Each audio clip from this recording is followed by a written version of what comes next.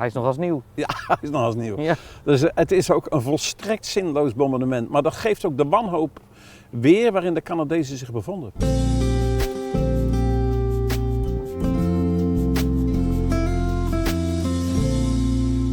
Camera loopt. Alles in beeld, ja, alles in beeld. Ik ben filmmaker Klaas van de Ketterij en samen met militair historicus Hans Sakkers ga ik op oorlogspad. De provincie door op zoek naar bijzondere verhalen en plaatsen uit de slag om de Schelde.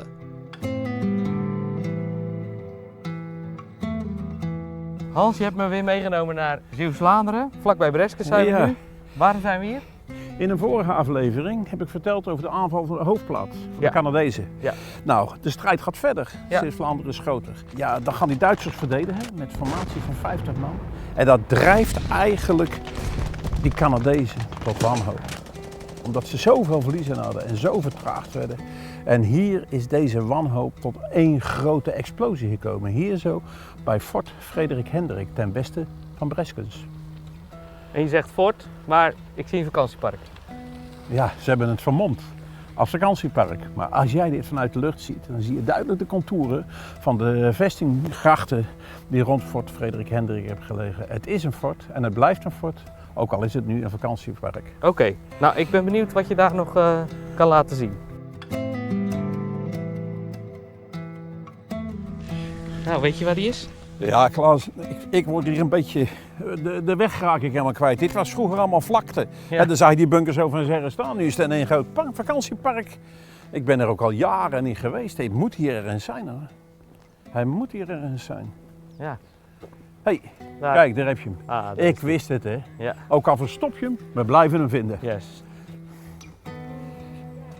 We hebben het over de slag om de Schelde. Je zit in een vakantiepark met een bunker. Ja. En ik zou je dit vertellen, een hele bijzondere bunker. Dit is de enige in zijn soort die nog compleet aanwezig is in heel Europa. Dus het is echt een hele bijzondere bunker. Ja. Maar we staan hier eigenlijk op het grond van een Frans fort. Fort Imperial, de Nederlanders noemen het Fort Frederik Hendrik. Dat Ja. is ten westen van Breskens. En ja, die Canadezen, die vertragende gevechten die de Duitsers voerden, die brachten eigenlijk de Canadezen tot een soort wanhoop. Want dat waren verwoede gevechten. Het gebied leende zich prima voor een verdediging. Dus. En ja, daar kwamen ze bij een fort. En toen hebben ze toch met de ondersteuning gevraagd van de strategische luchtmacht. Dus daar kwamen die zware 4-motorige bommenwerpers. Die hebben toen dit fort in 2 dagen hebben ze het gebombardeerd. Meer dan 240 bommenwerpers hebben dat fort gebombardeerd. En wat stonden daar? Dit soort Alleen bunkers. dit soort bunkers met mitrailleurs. Ja, toen ze dat Beetje hoorden. overkill. Een totale overkill, een Ja. beetje. Dat is zacht uitgedrukt. Het is een totale overkill. En toen was het geallieerde oppercommando dat helemaal beu. En die zeiden, die Canadezen, die zijn verslaafd aan bombardementen. Ze moeten maar een beetje af gaan kicken. Ze zoeken het maar zelf uit. En dan zie je ook dat hier in Zeeuws-Vlaanderen geen enkel bombardement meer door de strategische luchtmacht uitgevoerd wordt. En dat eigenlijk pas 1,5 week later start op Walcheren om opnieuw te bombarderen met de strategische luchtmacht. En wat zie je? Zo'n massaal bombardement, wat zie je aan schade aan de bunker? Niks. Hij is nog als nieuw. Ja, hij is nog als nieuw. Ja. Dus het is ook een volstrekt zinloos bombardement. Maar dat geeft ook de wanhoop weer waarin de Canadezen zich bevonden.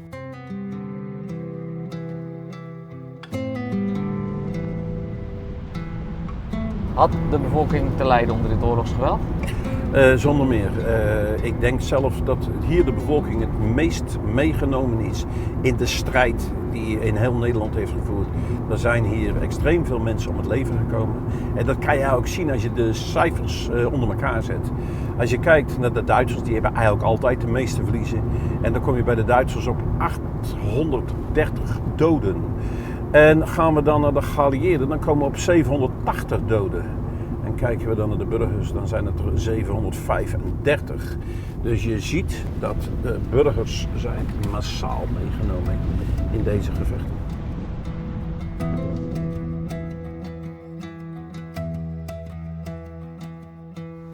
Waarom waren die dorpen en steden nou juist het doelwit van die bombardementen? De taaie weerstand moest gebroken worden, die taaie Duitse weerstand. En de Canadezen gingen ervan uit, als we nou al die verkeersknooppunten, die lagen allemaal in die steden en in die dorpen, gaan bombarderen, dan kunnen de Duitsers niet meer verplaatsen en dan hebben we ze sneller op de knieën. Dat is een mission impossible gebleken, dat heeft niet gewerkt, maar de gevolgen waren natuurlijk enorm. 11 oktober is een zwarte dag in de geschiedenis van West-Vlaanderen. Toen zijn eigenlijk heel veel verkeersknooppunten zijn gebombardeerd. Oostburg waren 26 doden. Sluis, het meest schrijnende, 61 doden. Zo. En het hele middeleeuwse binnenstad, totaal aan puin. De Belfort, de enige in Nederland, is met de grond gelijk gemaakt. En als je nou zegt, gaat het nut? De bevolking snapt er nog steeds niks van, want er was geen Duitser in heel Sluis te bekennen. Dus het zijn allemaal Nederlanders die het slachtoffer zijn geworden van deze aanval. Ik hoor jou bijna boos zijn hierover. Ja, ik heb mijn twijfels of dit past bij de militaire waardigheid. Een militair vecht tegen een militair. Ja. En met deze operaties, dan kies je ervoor met brute force, zeg maar, eigenlijk het initiatief te nemen, je doorbraak te forceren. Maar je neemt daarmee heel die bevolking mee. Ja. En daar zijn weinig vraagtekens over geweest of dat toen kon. En er zijn ook vraagtekens. Hoe kijken we daar nu tegenaan? Het is een manier van vechten die eigenlijk de bevolking volledig deelnemer maakt in de strijd. Er is dus veel kapot geschoten in West-Vlaanderen en ook zijn er veel burgerslachtoffers gevallen. Maar hoe zat het eigenlijk met de militaire slachtoffers? De militaire slachtoffers. Ja, de Duitsers die zijn allemaal de centrale begraafplaats in IJsselstein gegaan. Dat is bij Venray. Daar liggen 32.000 Duitse soldaten begraven. De Canadezen en de Engelsen die hadden een heel andere begraafcultuur. Die legden vlak bij de slagvelden legden ze begraafplaatsen aan. We weten in Berg op Zoom dat daar voor de Engelsen en voor de Canadezen een begraafplaats is. En nu gaan we naar Maldegem en daar is ook een begraafplaats voor de Canadezen die hier gesneuveld zijn in Operation Switchback. De aanval op de zuidelijke oever van de Westerschelde.